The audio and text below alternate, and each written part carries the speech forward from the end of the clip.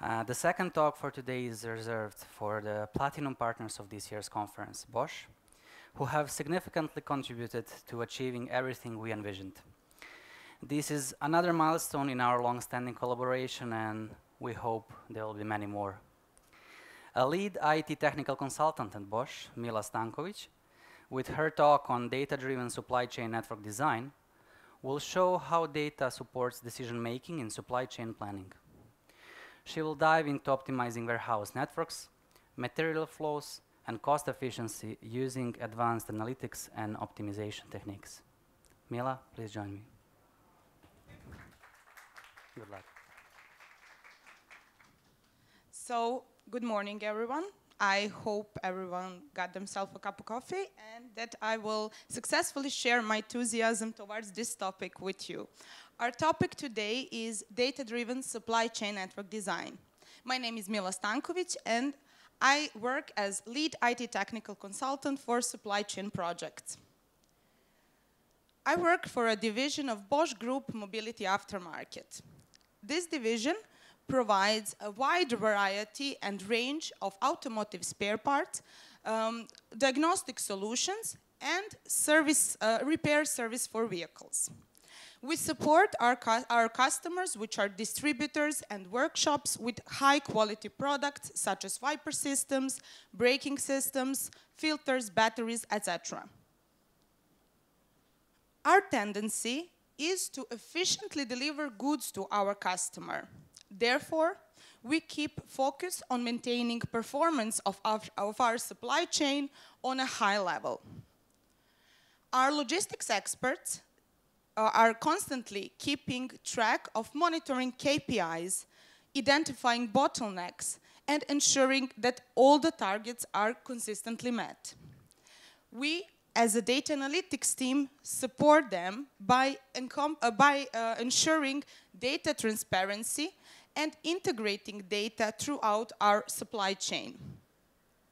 We develop different reports that support tracking of our performance on different levels.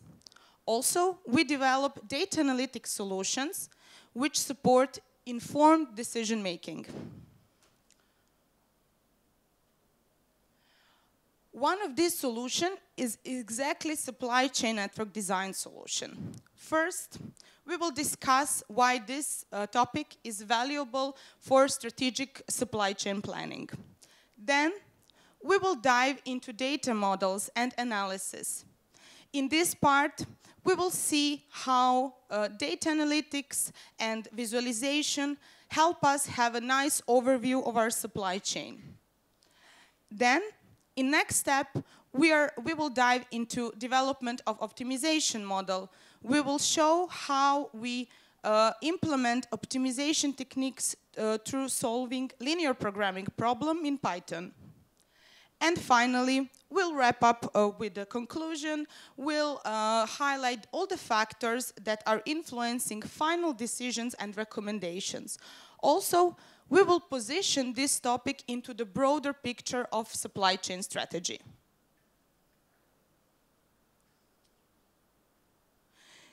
In this slide, we can see hierarchical representation of 3 layers of supply chain planning. Operational level, tactical, and strategical. Operational level is more related to day-to-day activities, like order processing. Then, tactical level is focused more on mid-term solutions, like demand forecast. And as for strategic planning, we focus on long-term topics. We focus on the topics that shape our efficiency and the structure of our supply chain. And this is exactly where supply chain network design is occurring.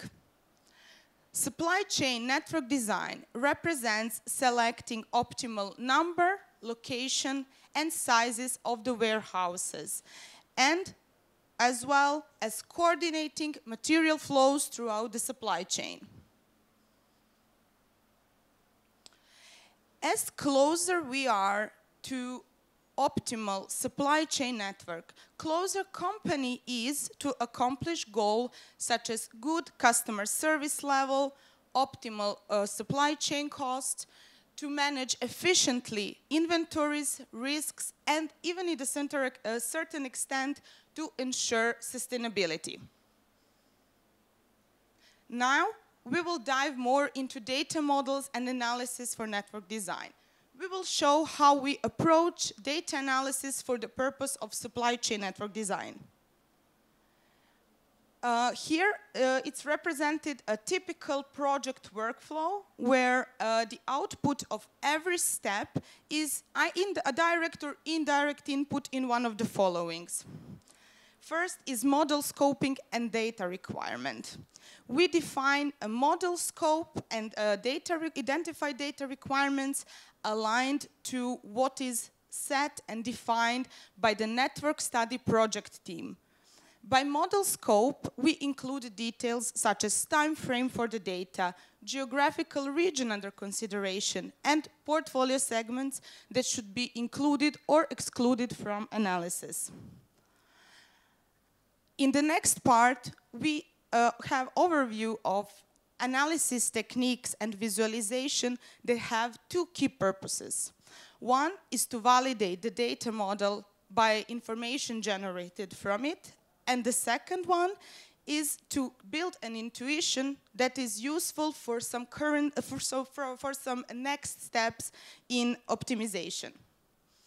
In this part, we have already pictured or let's say direction where our optimization targets should go. Should we go more towards supply chain cost optimization or optimization of customer service level? Based on this, we define target function for optimization model development. Also, we define in this part constraints that are coming from the rules of the business model under which our supply chain operates. The fourth step represents scenario development. Scenario development is actually combining different values of inputs and parameters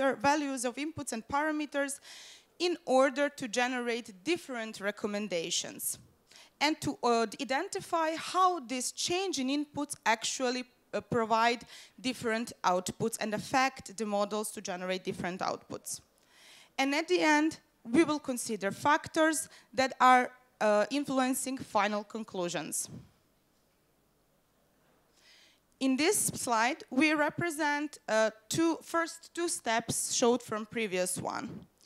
Here, we first define data sources that are needed and ensure that we make a data access to it. The data that we use for supply chain network design are in various systems throughout our supply chain, like SAP, various WMS systems, etc. Some of the data even takes place in external sources, like, for example, warehouse rental costs. Our target here is to collect all this data that is in different format on different servers, to connect it and integrate it to one unique data model that would serve in the later step as a unique data source for providing a good reports and information generation. For this purpose, we use SSAS tool by Microsoft SQL Server to create so-called tabular model. The benefits of using this tabular model is that we can, after we shape the data model, we can still update it and add additional data sources to it and derive a new columns. Good example of this is a geocoding process that we do after we already have a model. So this is also a good example of what I mentioned earlier of using external data source. We use API to find geographical coordinates for our customers and suppliers since we don't maintain this data into our master data. When ETL routine is done and data is processed in the model, we connect the reports to the data model. From the reports, we extract really important information for our following steps. This kind of information can be shipped volume by warehouse, demand by region, or turnover by portfolio segments. This data we use for the two purposes, as I already mentioned. One is to validate the data model that we have. So the domain experts from different departments are comparing this information extracted from our model and ensuring a quality of this information. If there is a variation from what they know in their expertise, we do the data update. Then we review the data model and visualization again, and this process is iterative until all domain experts from different aspects confirm validity and acceptable quality of data model. The second purpose of data analysis and visualization is to build an intuition, to give us a direction where should we go with the optimization of our supply chain and with our next steps. Another good way to build an intuition for the next step and to have, I would say, intuitive starting point for solving a facility location problem is center of gravity analysis. Center of gravity analysis assumes that warehouse would find their locations in the center of collections of the demand and or supply points. The input in this analysis is pretty much simple, as you can see on the left side, and the input is actually coordinates with demand assigned to them. In this case, we have a volume here. Another important input is number of centers that we want to have, which would represent actually the number of warehouses. This algorithm this algorithm operates under the principle of the lever, which means that strong demand points are pulling centers toward themselves. So demand here acts like a gravity force that pulls the center closer to them. Implementation of this algorithm we find really simple from scikit-learn library as weighted k-means clustering. The difference for weighted k-means clustering in comparison to classical one is that not every data point contribute to this in the same way. That means that data points with stronger weight, in this case weight would be represented by volume, pulls the center closer and contributes more at the end to the optimization function.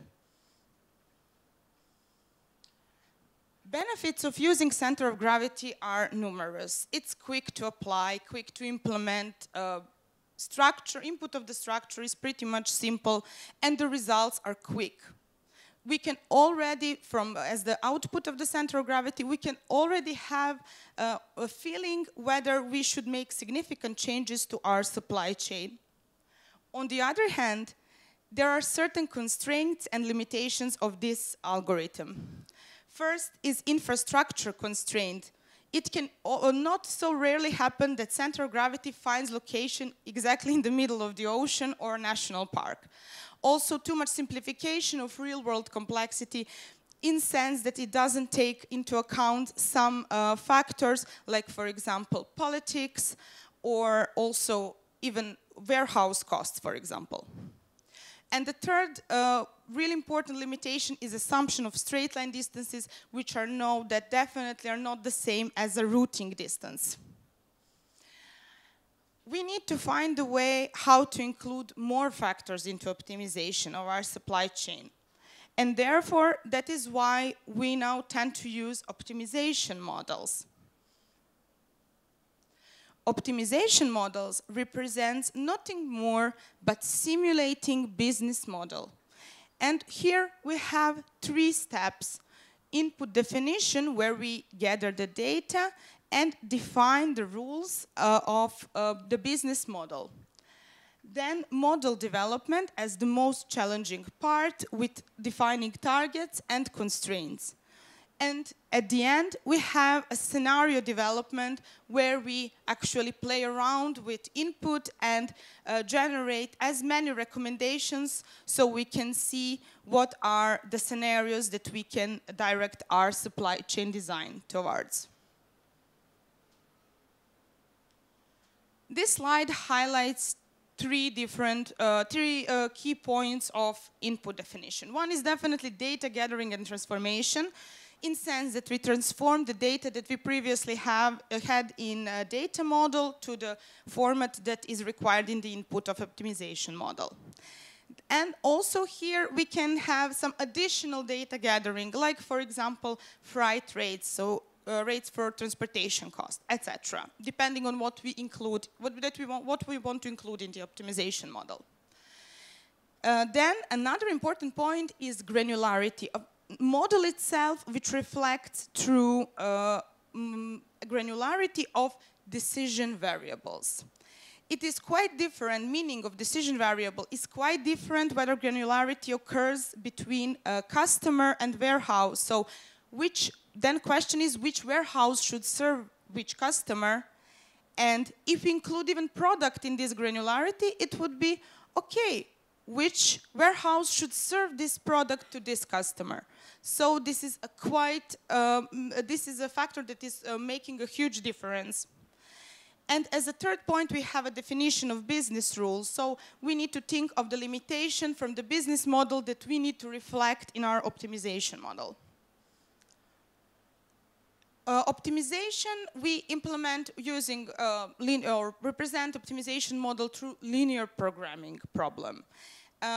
Key elements here are definition of the target function.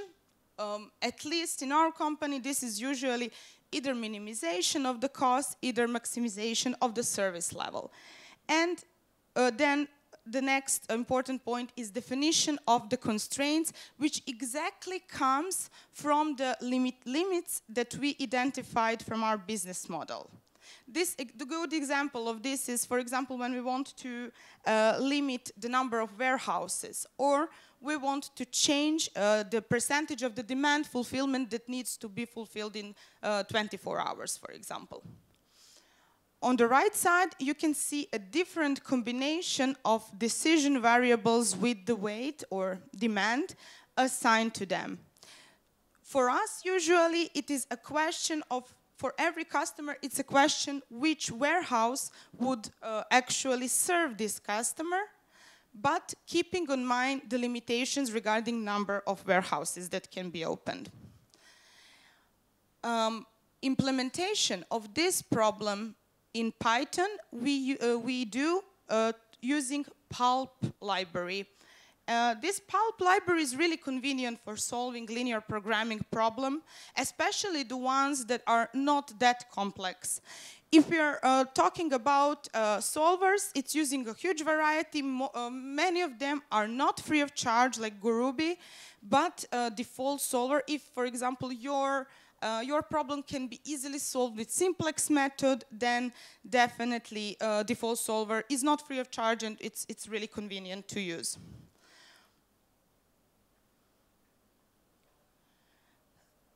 And finally, we have a scenario development. For a scenario development, as I mentioned earlier, we combine different values of input parameters, different values of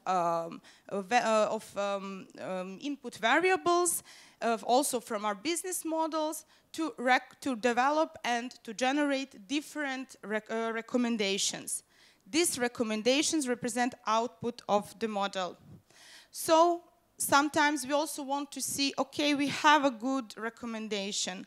Let's try to switch the demand that we currently have to the demand that we have in our forecast.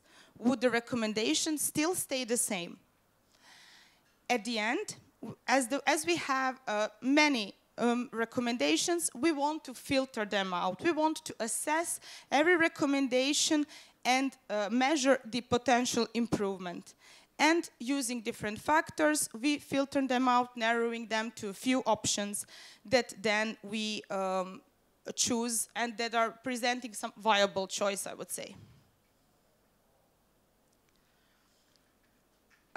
In next part, we will talk about exactly these factors that are forming the criteria for final choices.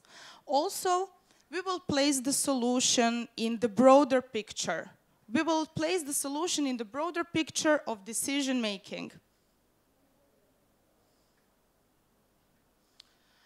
The factors that we use are also quantitative and qualitative. The difference is that quantitative factors are the ones that could easily be implemented in our mathematical equation that can be easily included into optimization model.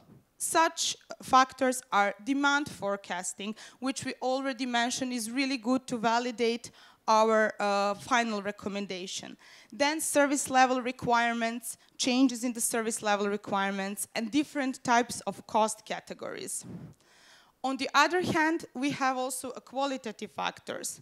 These factors are not that almost impossible to be translated to mathematical equations that would be set as a constraint that would be part of the target function of optimization model. The qualitative factors that we consider are first proximity to key markets, proximity to suppliers. It is really important to take into account the locations of our key suppliers. Also, infrastructure quality. As I mentioned earlier, some recommendations can lead us to the misinformation that we should place a warehouse in the middle of the national park, which we know that is not possible. Also, motorway availability is really important in this stage. Then we need to also take into account social and distribution factors. Social and political factors, sorry. And at the end, while data-driven supply chain network design holds significant promise into improving efficiency of decision making, we need to be aware that this solution cannot be standalone solution, neither fully automated. That means that although technology plays a crucial role in this solution, the human aspect, especially when it's about complex strategic decisions, cannot be neglected. Also, for some strategic decisions, like unforeseen market shifts, responding to unforeseen market shifts, or making trade-offs between short-term and long-term objectives, are not something that can be done by technology, exclusively by human expertise and judgment.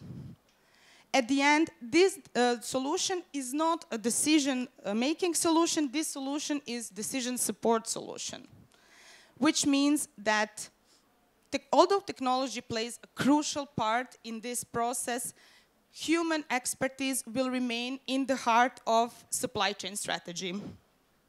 Thank you.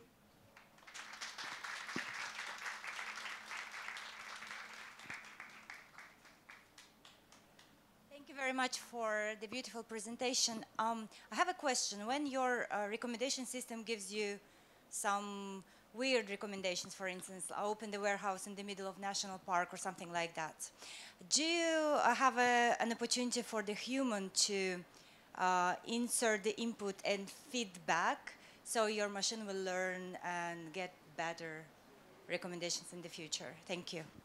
So basically, what can be output of recommendation system is not national park, as I mentioned in the optimization process. This is why we introduce optimization models. This can only happen as a center of as a result of center of gravity, and that is why I always insist that the results of center of gravity cannot be final conclusions. This is why we need to introduce optimization, because with optimization, we feed the algorithm with potential warehouse locations.